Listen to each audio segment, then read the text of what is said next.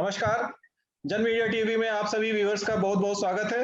आज हमारे साथ विशेष अतिथि श्रीमती बबीता खन्ना जी हैं, जो कि वार्ड नंबर 20 ई से प्रीत विहार से काउंसलर हैं। आइए उनसे जानते हैं कि इस कोविड महामारी में किस तरह से वो लोगों के समाधान के लिए प्रेरित हैं और कैसे अपने जो क्षेत्रवासी हैं उनकी सहायता कर रही हैं। नमस्कार मैम।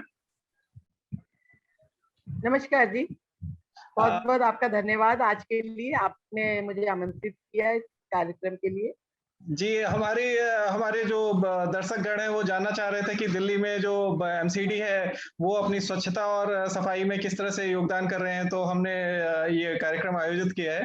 तो मैं आपसे जानना चाहूँगा मैम कि ये आपका जो क्षेत्र है प्रीत विहार, काफ़ी पॉश कॉलोनी माना जाता है ईडीएमसी में, तो उसमें आपने किस तरह से लोगों को मदद अभी आप कर रहे हैं? किस तरह से मतलब आप कार्यरत हैं और कौन-कौन से ऐसे कार्य हैं जिससे कि लोगों को काफ़ी आराम मिल रहा हो?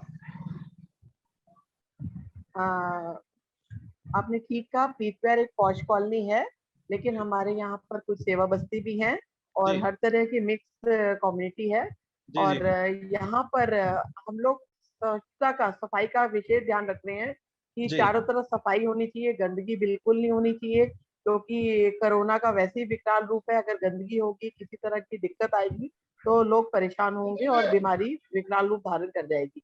और हुँ। सबसे ज़्यादा जो मैं ध्यान दे रही हूँ, सैनिटाइज़ेशन पे। जी। मेरे यहाँ प्रीतविहार वार्ड में हर कोने में, हर गली में, हर जगह जी। सैनिटाइजेशन का कार्य नियमित रूप से हो रहा है। चाहे हुँ, वो बड़ा टैंकर हो, बड़े हुँ। टैंकर से होती है सैनिटाइजेशन।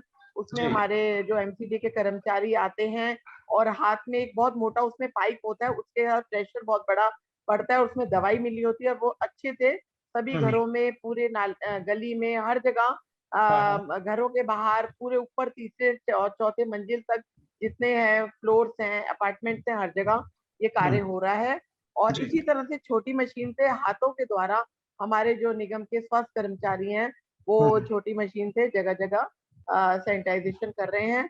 सफाई का विशेष ध्यान रखा जा रहा है, पार्कों की सफाई को भी देखा जा रहा है, हुँ। कटिंग है, ट्रिमिंग है, वो सब मेंटेन किया जा रहा है। जी। और साथ में और भी जो भी कार्य होते हैं, जो लोगों को जिस काम की ज़रूरत होती है, वो मैं हुँ। अवश्य करती हूँ। टीकाकरण अभियान जो है मैम वो कैसा चल रहा है? क्या कुछ नए टीकाकरण सेंटर खुले हैं जो अभी न्यू एज वाले जो कैटेगरी में अभी आए हैं 18 टू 45 वाला जो फॉल किया है, तो उसमें उसमें क्या आपकी तरफ से मतलब आपके क्षेत्र में उनकी संख्या बढ़ी है? अभी हमें वैक्सीन नहीं मिल पा रही है, हम वो कैंप नहीं लगा पा रहे हैं।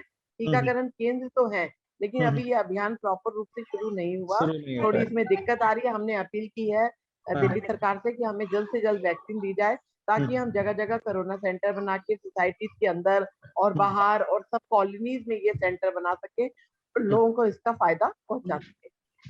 ये आपके विधायक और सांसद की तरफ से आपको पूरी सहायता मिल रही है? आपको लग रहा है कि मतलब दिल्ली सरकार, विधायक, सांसद और सभी लोग केंद्र सरकार भी कोऑर्डिनेट होके आपके क्षेत्र तक सारी चीज़ों को पहुँचा रहे हैं?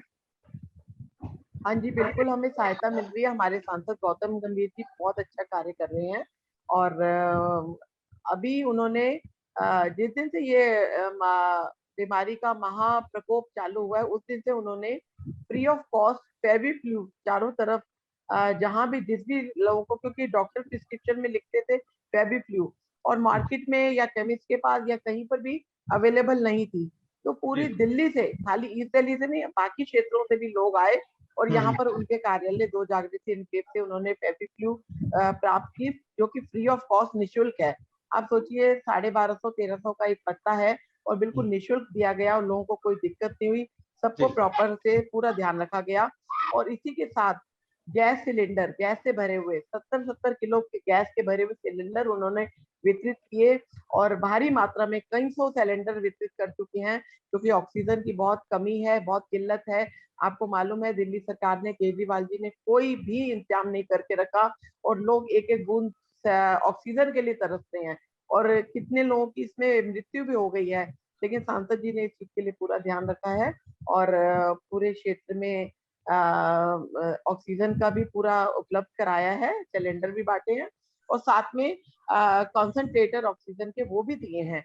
वो भी जहाँ पर जरूरत है वहां पर लोग लेके जा रहे हैं, और उसको उनका समय होता है 1 हफ्ता 10 दिन वो लोग रख सकते हैं, जब तक उनको चाहिए जरूरत है उसको यूज करते हैं, फिर उन्हें वो वापस दे देते हैं। तो आगे दूसरे पेशेंट को इस तरह से रोटेशन बनता जा रहा है, और बहुत अच्छा कार्य, सांसद जी का बहुत सपोर्ट है। मैम, जाते-जाते आपसे बस ये जानकारी चाहूँगा कि हमारे जो व्यूअर्स हैं या आपके जो क्षेत्र में लोग हैं, उनसे आप क्या अपील करेंगी कि इस कोरोना महामारी को हराया जा सके? एक बार फिर से हम अपने जो फ़ाइट है, हमारा जो जीवन है, हम उसको सकुशल रूप से चला सकें। मैं अपने क्षेत्रवासियों से हाथ जोड़ के अपील करती हूँ कि कृपया करके सबसे पहले घरों में रहें, सुरक्षित रहें, सेफ रहें। और जब आप सुरक्षित रहेंगे, घरों में रहेंगे, तो एक तो घर परिवार के लोगों में आपस में आप क्योंकि कभी-कभी कम्युनिकेशन गैप रहता है। हम लोग अपनी रोजमर्रा की ज़िंदगी में इतने व्यस्त रहते हैं कि आपस में घर में भी नहीं बात कर पाते, अपने परिवारजनों से भी दूर हो जाते हैं।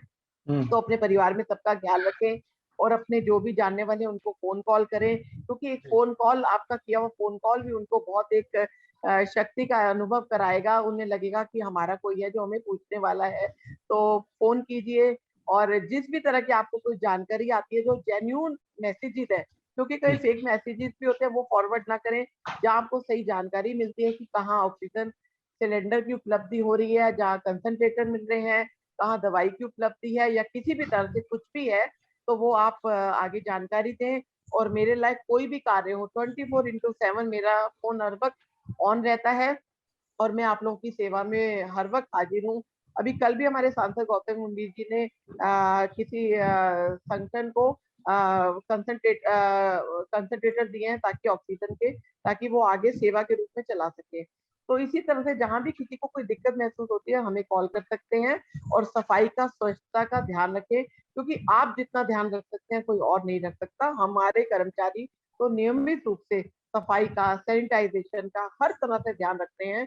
मेरा भी पूरा प्रयास है कि मेरे किसी भी क्षेत्र के कोई भी कोना, चाहे कोई सेवा बस्ती है, चाहे कोई पॉश कॉलोनी है, चाहे कोई सोसाइटीज़ के फ्लैट्स हैं, कहीं भी इस चीज़ की दिक्कत ना आए।